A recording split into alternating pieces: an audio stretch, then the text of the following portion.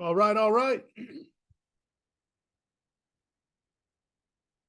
Hello, Sandy. Can you hear me? Let me know if you can hear me. Yes, indeed. All right. I don't know where everybody is tonight. We're going to give it a couple of minutes here. Um, Morning. The great geeks are ready to go. Amen to that. Yeah, well, tell me how you are, Sandy, what your thoughts were about today's market. I feel like nothing surprising, right? We're not going to say we called it, but I think we had a pretty good read on what was developing and what might come next.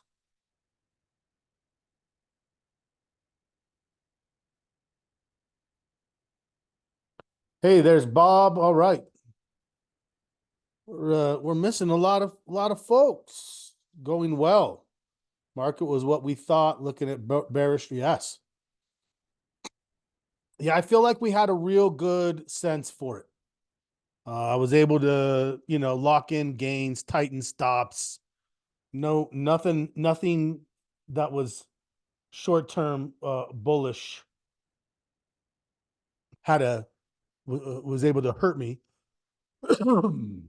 got a hedge on, as we talked about. Got it on pretty early. Um, yeah, it's really not much of a hedge. It's actually more speculative. That's kind of what we talked about. So, and again, if you notice today, bigger candle, market accelerated, the volume increased, another negative volume day. So that negative volume is what we've been seeing that's given us a stronger inclination of buyers sort of yanking control to some extent. We haven't seen the buyers do much to overcome on the other side. Should be interesting to see. Let's see. Well, I mean, look, it's a small group. Hopefully a few others are able to join us. But we will just kind of answer what questions you have. This is more of a wrap-up session. I was hoping we'd have more, not that you guys aren't enough for me. That's all I need. But I wanted to kind of talk through the month of May and brainstorm because I can't remember some of the different, like, I had some notes of like, oh, we should do a session on this and that. And it was like, oh, this is amazing. And then I can't find those notes. So it's not so amazing anymore. So we're going to talk through it together. So yeah, we'll hang out. We'll talk a little bit about implied volatility and the option Greeks in application. We will discuss May's agenda, and as the two who are here for today's conversation, you guys will have a heavy amount of influence on what we do in the month of May. So very exciting. I hope that you had a couple of ideas of sessions you thought would be nice. I'm surprised Stephen hasn't joined us. We'll see if he pops in here. Okay, let's pop in. Welcome to the Option Foundations 2.0 last session for options. Yeah, just the two. It's weird, right? Where's everybody? Last session. We're done with options 2.0. I liked it much better. However, let's stop for a second here. Somebody provided feedback that said it's too much. And it's hard because it's like I want it to be, I don't know. How do we do it? Is it too much? Should we only do buying options? But if we only do buying options, are you prepared? So then if we do selling options, then how do we, it's so hard because I feel like my perspective is comprehensive because it's recorded. if what we did today, and maybe that's what I need to do, is emphasize, if what we're doing today is too much, then you don't want to be in the live cycle, and that's okay. Right? You don't need to be in the live cycle. I mean, I get you why, like, oh, I paid for it. I want to, well, then sit in and watch and recognize it's going to be a bit nasty. Not nasty. It's going to be hard. Good for the level who had the first one. So my thought is this, like, I don't feel comfortable not covering every session that we did. It's building blocks, like I said, right? We start with what? The basics. I think we do a pretty good job of like terminology and definitions and, rights and obligations. And then we say, okay, how does this look from a buyer? Like those first 4 sessions are really oriented. So maybe it's like, I need to create like some content packaging of like, if you've never traded options, go here. If you've bought options, go here. If you're comfortable with options, right? Something like that. Like, this is why I'm brainstorming with you guys. Stuck with it and your knowledge has exploded, right? So let's say somebody comes in and their first day was a couple weeks ago and they're like, what do you mean butterflies? That somehow I need to have messaging, right? Whether it's like at the beginning in a slide, somewhere where it's like, if maybe it's part of my intro slides. Maybe that's it. Just a quick, like, hey, if this feels like it's too much, take a step back, start at the beginning. It's there for it's recorded. It's there for you to go at whatever pace you want. But we have to have at some point this in a live setting. I'm gonna talk to my partners on this to kind of just see. But if you have any glossary, so I'm looking into Discord to see what mechanisms there are for me to household content, right? Like, what can I do to have content or links or anyway, I'm going to figure that out. I think the content was great. Suggestion would be spend more time on the analysis tab.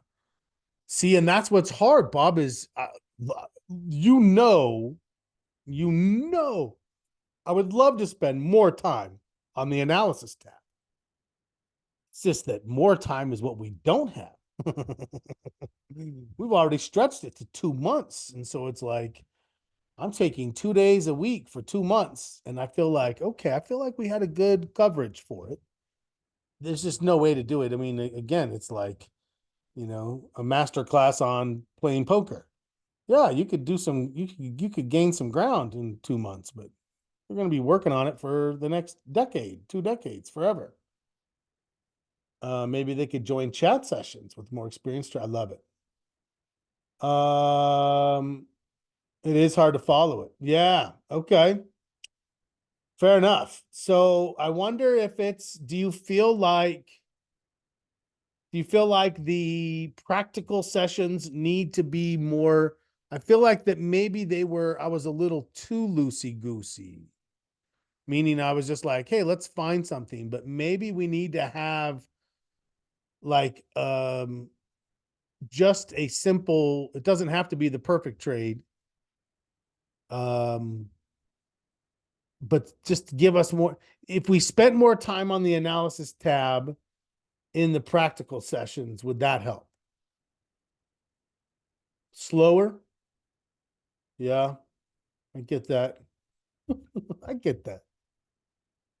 Okay, fair enough. I'm going to pop through this real quick. Let's keep talking. Disclaimers, as always, be careful. Today's agenda. Let's go through this here, but I'm going to keep asking questions as we go through this. Be thinking about it. Here was the question, Stephen, right? Somebody wasn't complained. They just said it was too much. They said it was too much. And, it's like, we need to make it more for beginners, but it's hard because if you make options for beginners, there needs to just kind of be like a loop somehow where it's like, okay, if you're a beginner, you need to just stop here and go through the first 4 classes, the buying level classes, for a while. The hard thing is, though, is that that when we go through market posture, implied volatility is a big component of our analytical process. We analyze it for market conditions and for overall market volatility. So that informs us as to the likely strategies that we're going to use.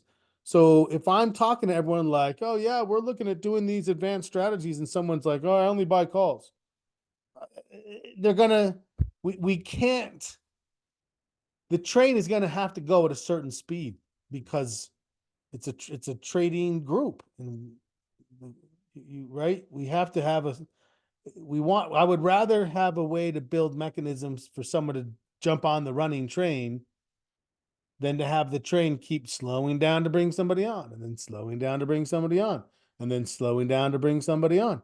You guys see what I'm saying? Right? So it's like we want the train at a certain direction. And once we believe we have the right direction, or not direction, direction is clear. I know the direction, speed. Once we know the speed of the train, then it's more a matter of how can we make people feel comfortable getting on this train that might seem like it's going too fast for them. Oh, it's too fast, I can't get on. Yes, you can. Just do this. Right? Yes, you can. So watch the videos. What is the messaging? Right? Because here's the deal. We're all in this together. We all want this community to expand. The stronger, bigger the community, the stronger it is, the more the resources are used. That when we get people using what we do, we're going to have a phenomenal group of traders in here. So how do we get people comfortable so that when they come in here, they're not intimidated, they don't leave, they stay, and they're like, okay, yes, it looks hard, but I have the resources I need to jump on to, yeah, right, Bob? I mean, imagine if you're trying to get to work and it's like, it's start, stop, wait for people to get on, starts, you're just like, oh my God, just go, please, just let the train go. And that's what you 3 here now would feel. And those who listen to the recording, this is open to you as well. But right now we have a small quorum that we think those who are active, you're on the train. So you want this to make sure that the train doesn't have to keep slowing down. Because you're like, look, I don't, yeah, it's like, oh, here we go explaining this again. It's like, no, we should have the ability. I mean, some things it's good to hear over and over, but most of the time it's like, hey, here are these resources for you. If you feel like you're behind on how we posture the market, go here. If you feel like you are behind on your trading plan, go here. If you feel like you're behind on options, go here. Right, and there's a lot of video recordings, and there's a lot of resources that are allow you to make notes and write things out, your trading plan and your record. So I feel like that's how do we just keep getting better at organizing it, at presenting it, at making sure people understand, like, hey, a lot of people come and they're just like, yeah, this is too much. I just wanted something given to me. That's not what this is. I agree. You should leave. I'm sorry. That's not what this is ever going to be, right? This is a let's learn to really be market speculators that work in a community that understand what are the advantages that we have. How do we press them? How do we? I mean, that's so okay. I love it. I mean, look, you are who I want. This is you. You're who we want, right? And there are a lot of people like you out there, hundreds of thousands. And that's, it's just a matter of, are we getting them in here? And when we get them here, are we keeping them here? Right. So we did lose somebody, but I don't think it was meant for them. It's just, and that's okay for me. Right. I'm okay with that. So, all right, let's talk about today. And then we're going to talk about, Stephen, here's the other ask to be thinking about for a discussion at the end of this. Remember all of our beautiful ideas we had about, Oh, we should have a session on that, a working session. I lost my notes. I can't find my notes. I have a few ideas. I need to get a piece. I just need to get a Word doc up, and we're going to go in there and just like every idea you remember us thinking, hey, let's do that. We have 9 sessions. 9.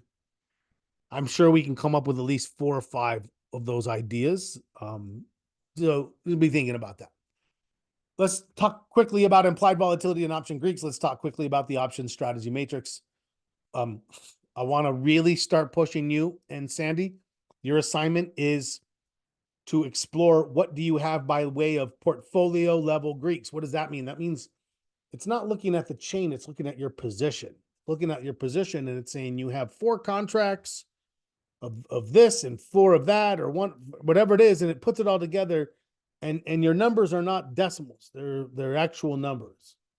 And it gives you an idea of your deltas and your thetas and your vegas, and you can actually standardize your deltas so that everything was weighted according to the S&P, so that it's not like, oh, I have this huge delta on a $5 stock. That doesn't mean that much, right? So we'll talk about that, and then Q&A. And then in the Q&A, it's a two-way street Q&A. Any questions you have, and then my questions for you. So let's dive in. Let me just see if anyone popped into Zoom or not. I don't think they did, but nope, I don't see one in there. I love that, Stephen. I just saw that he said you got to do some of the work, and that's the thing, right? Is I agree. And that's who we want. Someone who wants it done for them is going to just jump from service to service, at best breaking even. And if they ever do well, it's going to be because the market's in a condition that we would be scoring somewhere between like a 4 and a 7, right? They just happen to catch it at a good time. So it's a lot easier to put we all know the saying, right? And then as soon as things turn bad, they give it back, and eventually they just lose patience and they leave.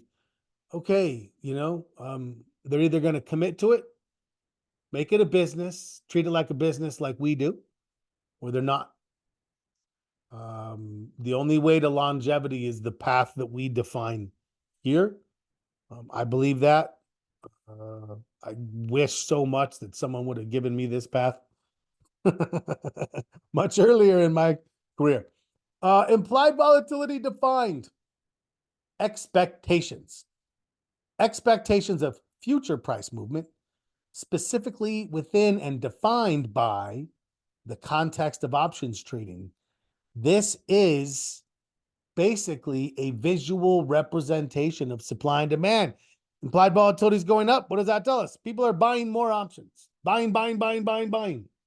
And if the implied volatility is going up, what's happening to the price of those options? They're going higher. It's all directly 100% correlated. And at a certain point, that volatility is high, and it starts to turn over and it starts to come back down. And we're like, oh, the volatility is dropping. What does that mean? It means that people aren't buying options anymore. Now the market makers need sellers. Now the market makers need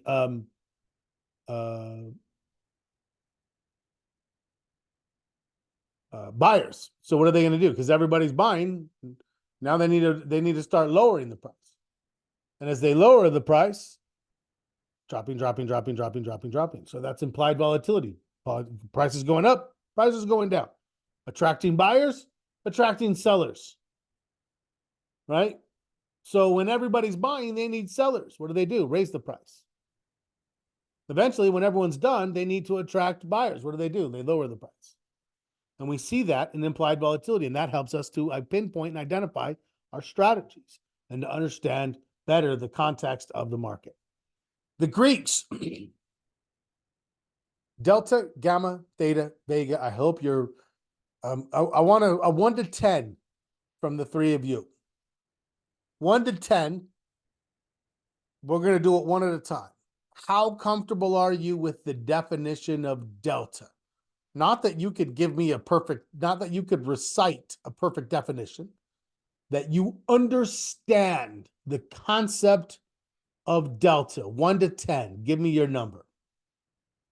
Sandy was pretty fast. She said 7. I love it. I was hoping for 7 or higher. Bob and Steve, let me know. Delta. How comfortable are you with the definition of what is delta? What does it mean? What are the implications? Okay, now, as you tell me, as you give me your numbers, very comfortable. Okay, love it. Love it. Remember delta D dollar 8. Oh, beautiful. Right? Rate of change, delta D dollar. How much does my option change if the stock changes by $1? $1 up, $1 down. We know delta positive means we are bullish. We know delta negative means we are bearish. We know delta neutral means we are sideways. We are neutral. Gamma is delta's delta. As the stock goes up or down, our delta is going to get bigger and smaller. The gamma tells us for each dollar the stock goes up or down, how much should our delta go up or down. So it's delta's rate of change. It is a secondary Greek. Secondary. It is important, and it becomes increasingly important when. Anyone want to take a stab at that one? We're doing a quick critical thinking quiz. When does gamma become increasingly important in our thought process, real time as we're managing trades? Beautiful. Bob said, near expiration. Beautiful. 100%. Why? Because as we lose the cushion of time, delta becomes more sensitive. That's what gamma tells us. The bigger gamma is, the more it's like that delta is going to crank up or crank down. Why? Because there's no time left. So we know that there are increased risks as we get to that last week. Beautiful. Love it. Oh, these things that we understand about options that are just, they bring us into that conscious competence state. We know what we know, why we know it, why it's important, how we're going to see it, how it influences trades. Whoa, I know we all started in a place where we're like, what? What's a delta? What do you mean? Okay. Gamma. I kind of, let's see. I already explained that one, so I'm not going to worry about that one. Delta's rate of change. Theta, 1 to 10. 1 to 10. How comfortable are you with theta? 10. Oh, yeah.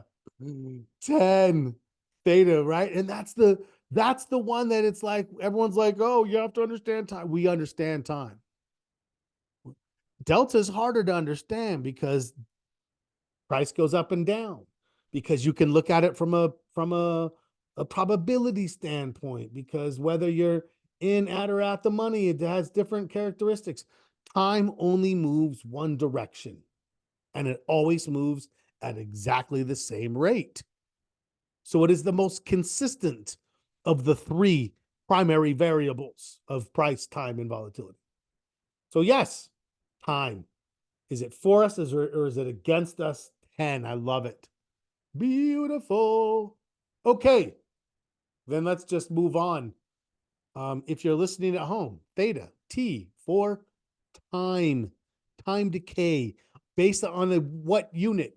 So a delta is based on a unit of $1. The stock moves $1.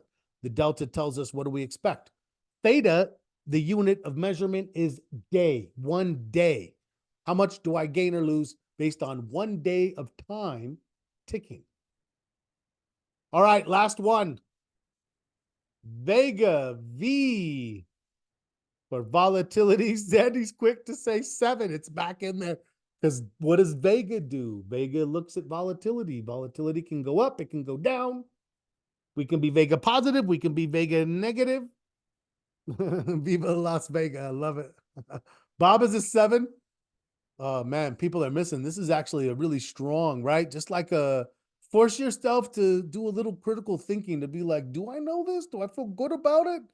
7 is a good enough competence. I'm gonna say it's definitely where I would want you at a minimum. V for Vega, volatility. How does my option behave as implied volatility goes up or down?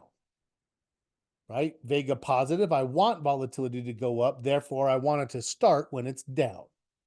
Vega negative, I make money if volatility drops, right? When we say a Greek followed by a polarity, Vega positive, Vega negative, the positive or negative tells you what you want it to do. I'm delta positive. Oh, I want it to go up. I want price to go up. I'm delta negative. I want price to go down. I'm delta neutral. I want price to stay the same. Right? Vega. I'm Vega positive. What do you want volatility to do? You want it to go up. If you're Vega neutral, what do you want it to do? You don't care. You want it to stay the same. It doesn't matter. You're agnostic to it, which is sometimes okay. That just means you're focused on the other variables, time and price. You're Vega negative. What do you want? I want it to drop. Well, if you want it to drop or you want it to go up, then where do you want it to start? That reverse engineers you one step backwards to understand what it is you're looking for. So if someone says this is a Vega positive strategy, you could say, oh, Vega positive. I want volatility to go up. Well, if I want something to go up, where do I want it to start? Low. I want it to start low. Because if I want something if I want it to go up, I definitely don't want it to go down. And if it starts up, it could go higher. So it's not like it couldn't start high and go higher. The problem is if it starts high, then there's a much higher risk that it goes down, and then it hurts me, right? So understanding the Greeks in this regard helps us to know what we should avoid and what we should do. So polarity, right? That's important to us. So volatility, how much does my trade go up or down based on what unit of measurement? A 1% change of implied volatility on the underlying stock. 1% change implied volatility. That's the underlying. So it's as we put all of those together, that's the problem, is none of these work in a vacuum. That's number one characteristic. None of these work in a vacuum. Delta doesn't just go up or down without the other three working. They're always working together. So when we look at the Greeks at any given time, it's just that, a snapshot. A minute later, everything's moving. One's up, one's down, right? They're very dynamic. There's a lot of moving parts. Hence, we don't put much time trying to like mentally be like, my delta is 0.55 and my gamma is 0.07. Therein, my next delta will be 0.0. Why? I have a model. Like just plug it into the model and move it around, and right. It's very dynamic. So we want to be able to move quickly in our assessments in that regard. So yeah, right. We know how influential these can be and how important it is for us to get them all right. I can't get price right and get price and get time and volatility wrong. Those are the times when you're like, I bought this option and I'm not making any money. I've had someone say, I think my delta's broken. Deltas don't break. The problem is they're only looking at the delta and they have failed to consider the theta and the vega. And now they're just seeing a very, very small fraction of the overall picture. We need to see the entire overall picture. That's why we do this. And now we're talking not just about, right? We've always been used to the Greeks on a position level. What's the delta, theta, late, right? But what happens if I take all of my deltas and put them together and all of my thetas and put them together? How big is my delta? How bullish am I, right? Because one of the things we said was, hey, you probably don't want to be very bullish. If you had a 2000 delta back when we were a 6 or 7, you probably only wanted like a 300 or 400 delta. over the last couple of weeks. You've really scaled it back. Does that make sense what I'm saying? Has anyone been looking at their deltas where they're like, my total? Now, again, I want it to be beta weighted. So what does that look like? Let's just stop for a second. With Thinkorswim Indeed, right? With Thinkorswim Indeed. Now, first things first, this needs to be on the old layout, not the new layout. This is what the new layout looks like. And it gives you days and price and mark. I can find that somewhere else. I prefer the old layout. Old layout gives me what? Delta, gamma, theta, vega. Gives me my Greeks. But I need this to be beta weighted. What does that mean? It's weighted according to a standardization. We're going to use SPY as the standardization. So what does that do? For example, right now, SPY is a $600 stock. If I had a $60 stock, that's literally 1/10 of the size. So if both of them had a delta of 100, that doesn't mean that they have the same behavior, right? Because if the SPY goes up 1%, it goes up 6 points. If that stock goes up 1%, it only goes up 60 cents. So one delta of 100 is worth $600 and the other one is only worth $60. So if they were to beta weight that, they would actually say that the net delta of the second one is actually only 10. It would reduce it as a ratio relative to the S&P 500. Does that make sense? I that's a concept I struggled with a little bit when I first got into beta weight. Like, what do you mean beta weighting? And when we're doing options, they can all be so different. That's our first attempt to standardize it according to price. And we're using the SPY as our baseline comparison so that everything can be set to that scale. And that way, when we're looking at a $50 stock versus a $200 stock, we can see them on equal weighting. And then what? So now we can kind of add up our deltas and we can say, what does that mean? I'm delta positive or I'm delta negative or whatever the case may be. Then we look at our thetas and we say, oh, my theta is positive, so I make money from time decay.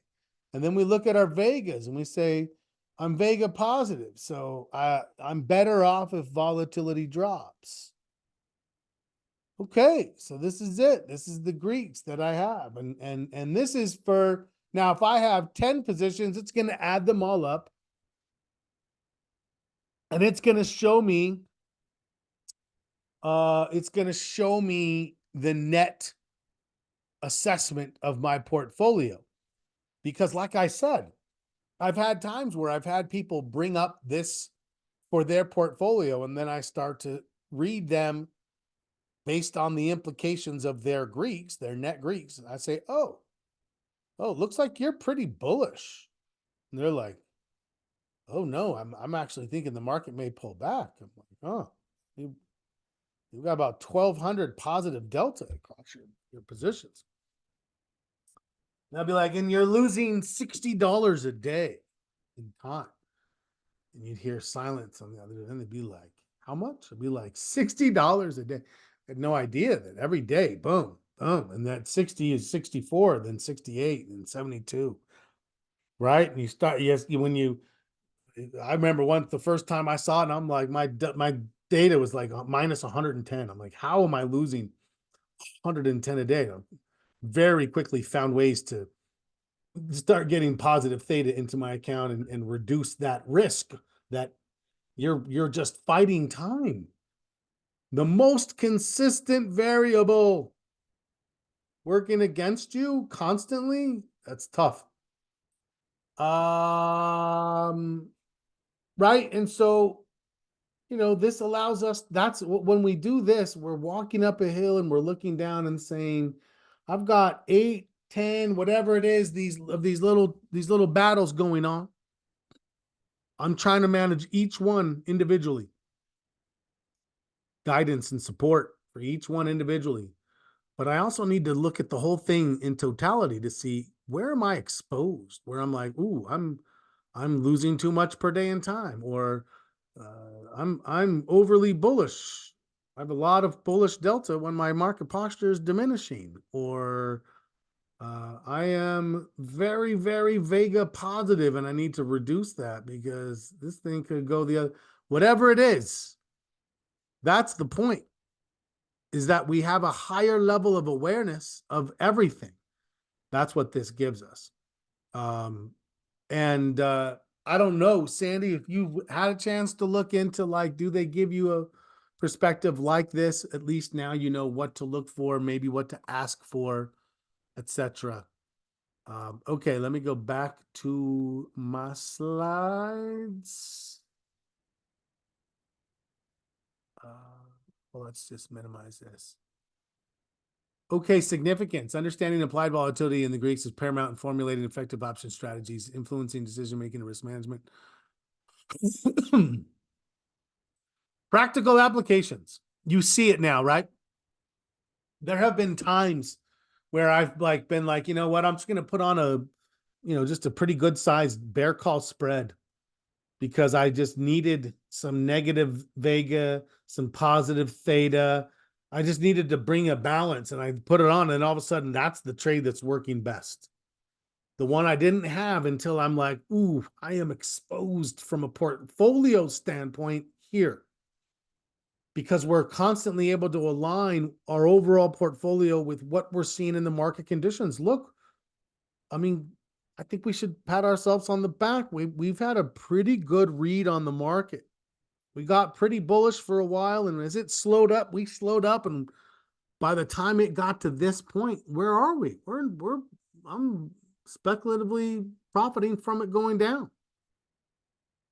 Nothing surprising here. Did anything catch us off guard? Tell me if you feel like something surprised us. Right? Because I always tell people, think about what happens. Think about what happens when you're surprised by something. You're walking, all of a sudden someone jumps around the corner, you're surprised. What do? You react, usually emotionally and startled. I don't want that when I'm trading. I'm like, yeah, okay. I'm not saying like I predicted this. If I predicted it, then I would have had a ton more puts on. Right? Ooh, but I'll tell you what, we moved through this in a way that I feel real comfortable with. None of this was like, oh my gosh, what's going on?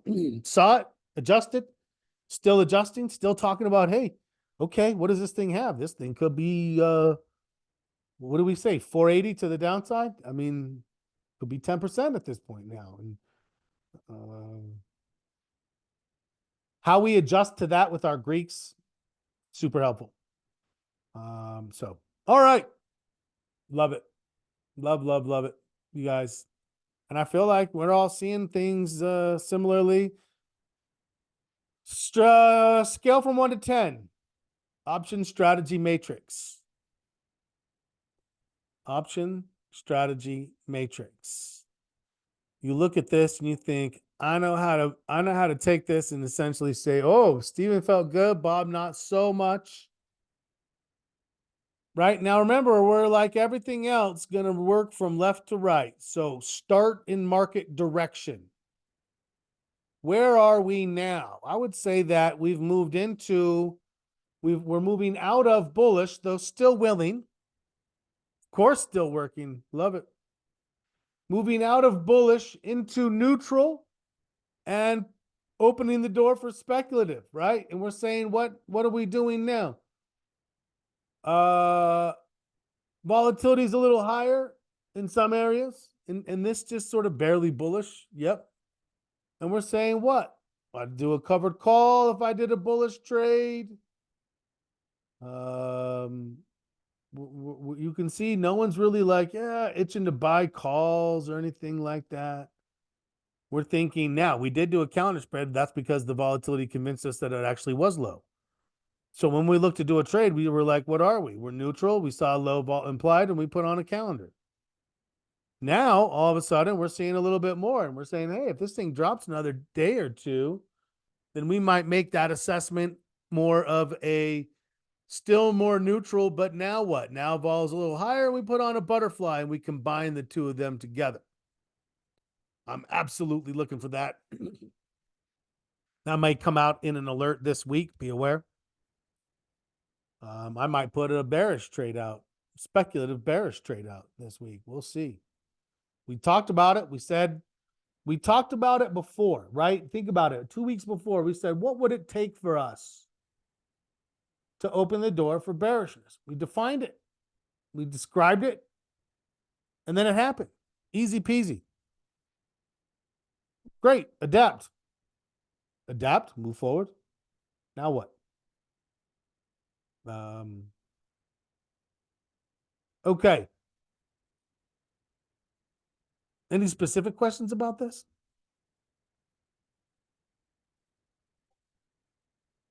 Made some money with butterflies. Nice. Love it. Portfolio level Greeks. Regularly assess the overall Greeks, both so delta, gamma, theta, vega on both a position level and on a portfolio level.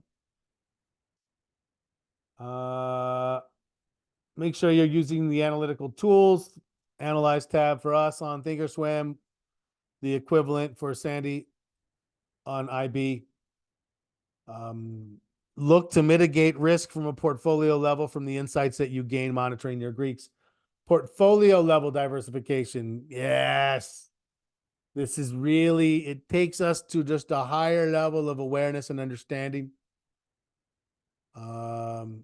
And we're connecting it with the way that we look and see the market, and it's just better. We love it. Okay. Questions or mitigate risk. Yes. I love it. You're exactly right. 100%. Let me get a document here.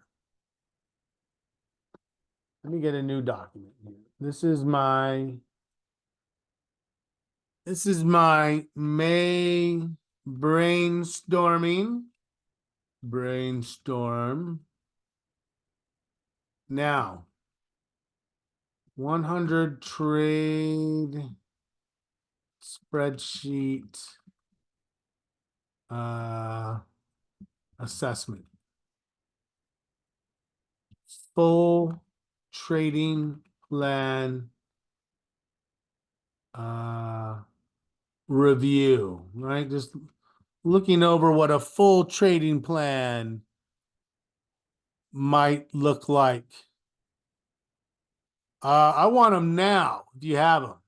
Anytime, but unless you have any questions, let's, anything that you remember, the trading experiment, random stocks, random signals. This could be a multi-day. Boom. Okay, what else have we said? We just talked about a couple of them that we were like, ooh, wouldn't it be interesting? And I can't remember for the life of me what they were.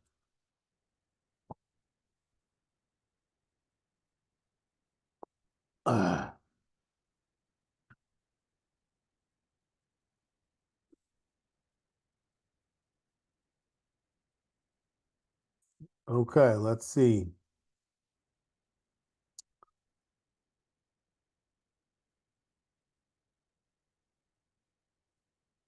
Okay, I agree that those would be nice, except this is for like full session, like these are working session topics.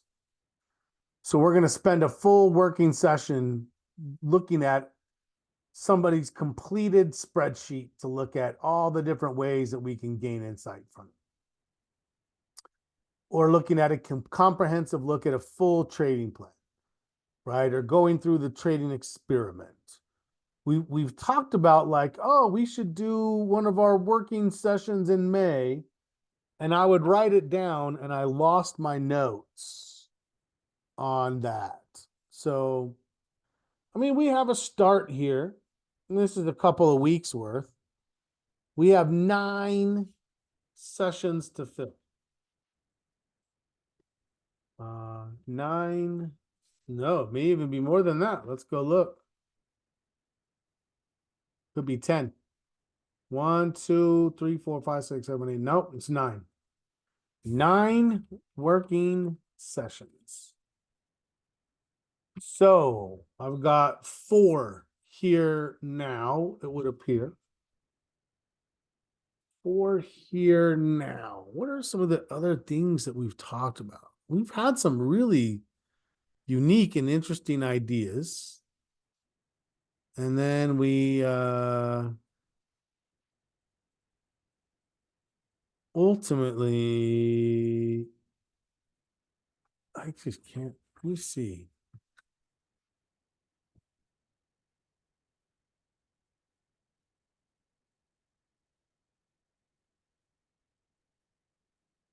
Remember discussing it, but not what it was. Yeah.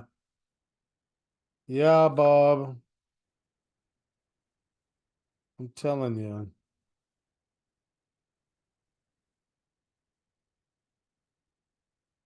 I'm looking through a couple of note cards here.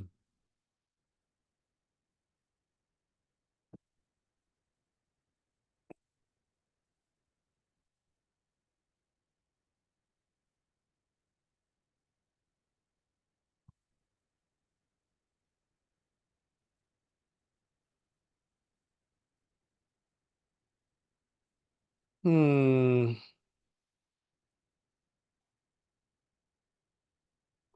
Elon Musk stuff. Whoa.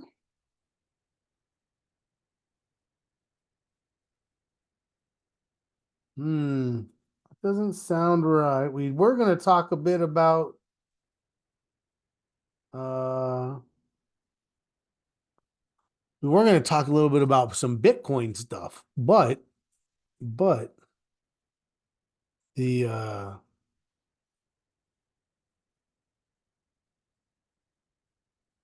salary and layoffs. But no, you know what? I mean, I think we'll start with these. I'm going to see, I'll probably start with like a full trading plan review on Thursday. And then we'll probably do the trading experiment for 1 week the following week. So let's move this here. Let's move this down here. We'll do a part 1, part 2. Blockchain. Yeah, we were talking a little bit about blockchain. I'll put that on here. I'll put on like Bitcoin, crypto, trading, and strategies. That's a maybe for me. We had better, but we did sort of like talk about that a little bit. Have a rollover trades, rollover accounts, trades. Yeah. So here's the thing about a rollover, right? When you roll something, rolling is usually to extend time. And the first question I would ask myself is, why am I extending time? If you roll So I don't do a lot of rolls. I'm going to say that right now. If you roll for profit, I love it. If you roll for loss, typically you're extending a trade to try to hope it recovers. And I don't love that thought process. So the first thing I would say is if you're rolling profitably, love it. If you're rolling for a loss, reevaluate your assumptions and why it is that you were going for that. So that's kind of an easy one. I don't know that we would need let's put it on the backlog though.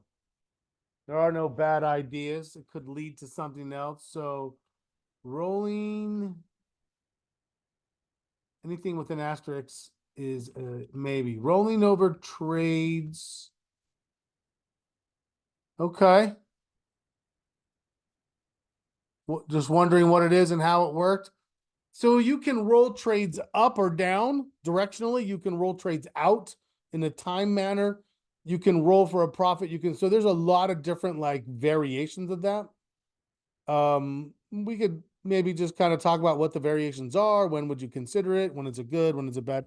Yeah, I'll put it on here. As we flesh this out, this is our backlog of potential topics. The first four are set in stone. So, we'll kind of put these down here. We'll make this our backlog in gray. And the rest of these, we will see. Some of these will be set. Oh, what just happened? Reverse that.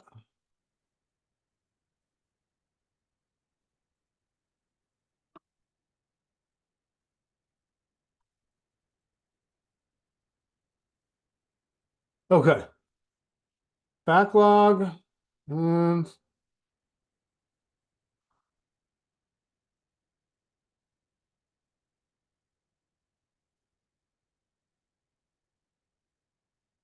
it's freely available. They also don't have butterflies. Do they have another butterflies? No, butterflies are just butterflies. Um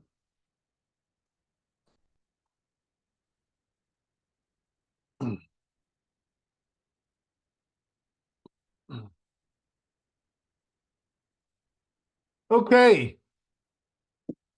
Yeah. I'm gonna put a little thought into this, but at least I have a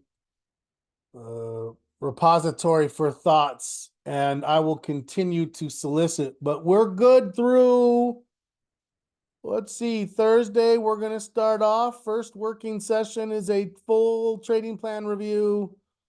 Whether it's somebody's or I don't, I'll dig one up. I have one somewhere. Full trading plan review. Then on the 7th and the 9th, we're going to do the trading experiment. And then on the 14th, we're going to move on to the spreadsheet, and then we'll have another working session.